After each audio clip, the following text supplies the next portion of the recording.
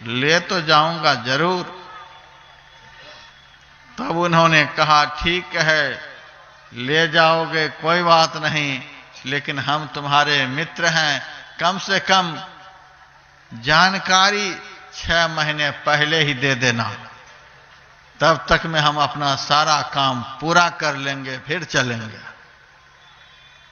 यमराज ने कहा, हाँ, जानकारी जरूर दे दूंगा।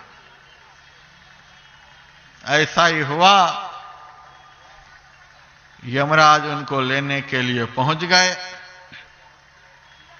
उन्होंने कहा, तू मित्र बनकर मेरे साथ इतनी बड़ी गद्दारी की, बिना जानकारी दिए ही पहुंच गए, क्या बात है? एक साधारण मित्र भी मित्रता को निभाते हैं, तू तो एक भी जानकारी नहीं दी और पहुंच गया।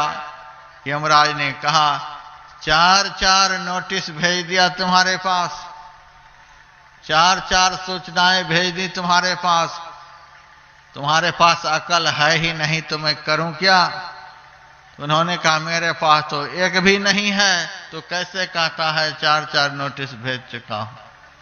कहा, और कागज की नोटिस भेजता तो तू दबा भी देता, निगल भी जाता। हमने जो नोटिस भेजी है वो तुम्हारे साथ बरकरार है। कहा, कहां वह नोटिस है? कहा, बाल देख ले, एक भी बाल काला है? कहा, बाल तो एक भी काला नहीं है। कहा, यही तो पहली नोटिस है। मेरा प्रवचन पंडाल में बहुत बूढ़े सुन रहे थे।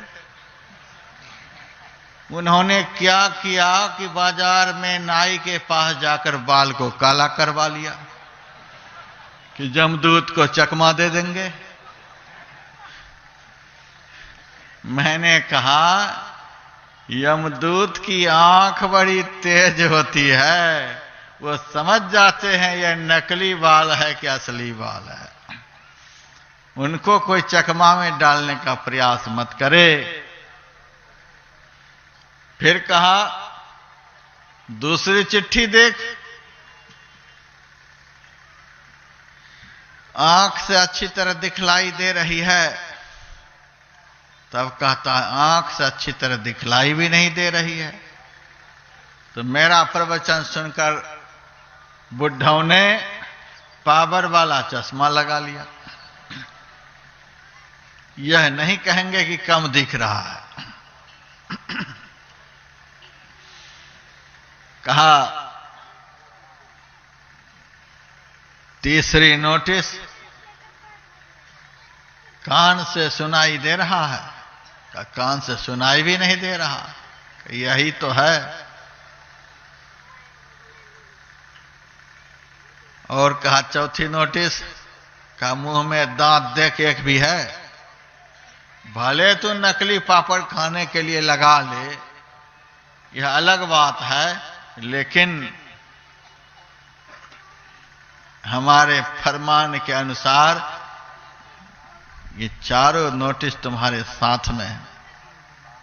मेरी मत मान, यमराज तो मनाएगा, तेरी करनी का दंड तुझे मार कर भुगाएगा, घोर नरक कष्ट सहना पड़ेगा, रेमन मुसाफिर निकलना पड़ेगा। तो यथार्थ में हम आए थे परमात्मा के चरण कमल का पराग लेने के लिए, लेकिन इस संसार रूपी वन में परमात्मा रूपी माता पिता को हम भूल गए। जिस घर से चलकर इस संसार में आए उस घर को भी भूल गए। नकली घर बनाने में लग गए। अपने आप को भी भूल गए। और किस रास्ते से इस संसार रूपी वन से हम बाहर निकलेंगे उस रास्ते को भी भूल गए। भूले हैं कि नहीं भूले हैं? पंडाल में कोई कह सकते हैं कि हमारे जो पिता हैं, हमारी जो असली मां हैं, उनको हमने देखा है? शरीर के माता पिता को भले हम लोगों ने देखा है, लेकिन जिन्होंने हमको बनाया उस माता पिता को आज तक नहीं देख पाए।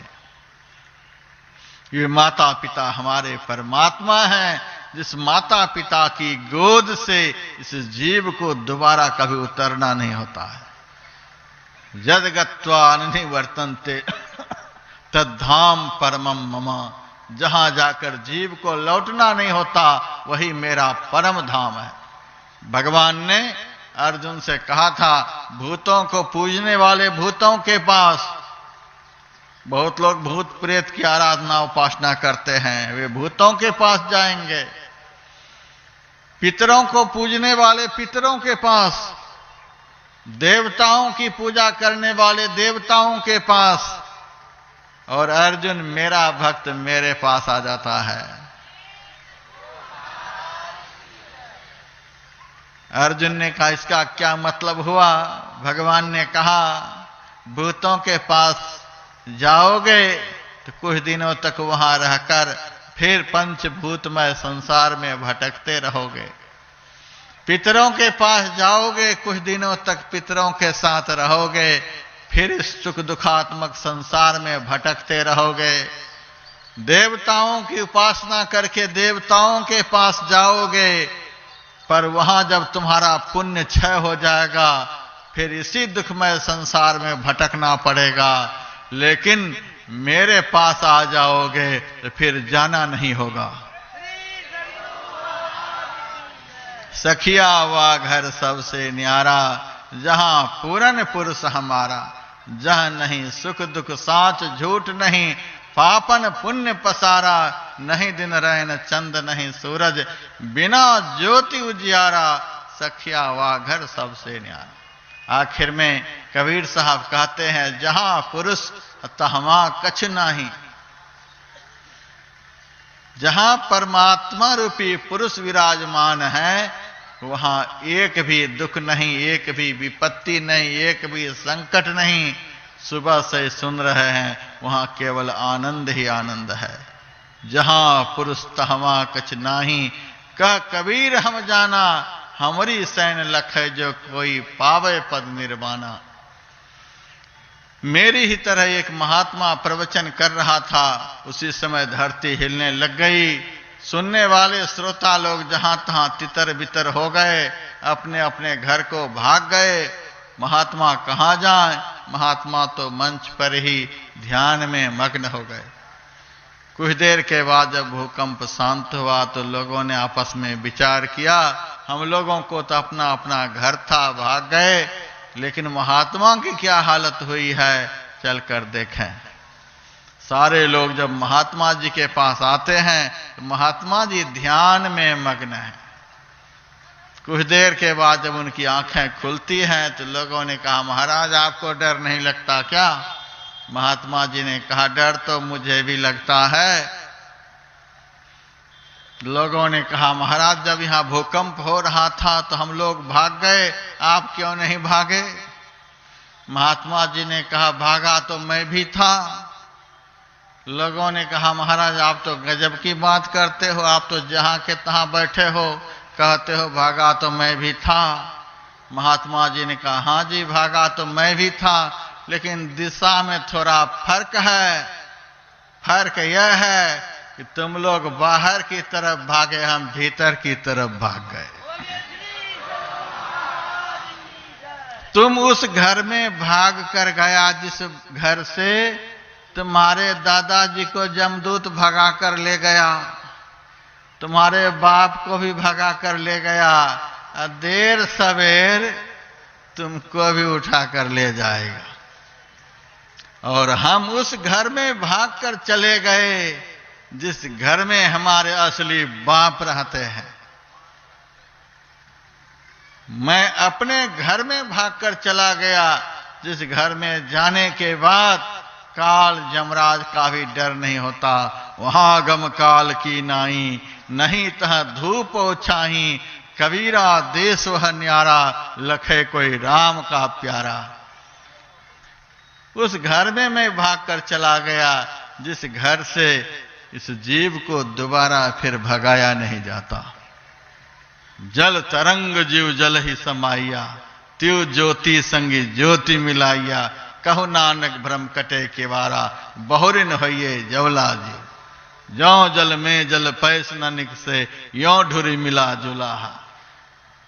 जैसे जल का तरंग जल में ही लीन हो जाता है, उसी तरह से परमात्मा दर्शन करने वाला परमात्मा में ही लीन हो जाता है। मैंने बहुत बार सत्संग में सुनाया है, आप अपने बाप को देख लेंगे तो बाप ही नहीं बन जाएंगे, आप अपने भाई को देख लेंगे तो भाई ही नहीं बन जाएंगे, आप दुनिया का कुछ भी देख लेंगे तो वही नहीं बन जाएंगे, लेकिन जिस दिन परमात्मा को देख लेंगे उस दिन परमात्मा ही बन जाएंगे। दर्शना दर्शने हित्वा स्वयं केवल रूपतः, यंग आस्ते कविशार्दूल ब्रह्म स ब्रह्मविद स्वयं।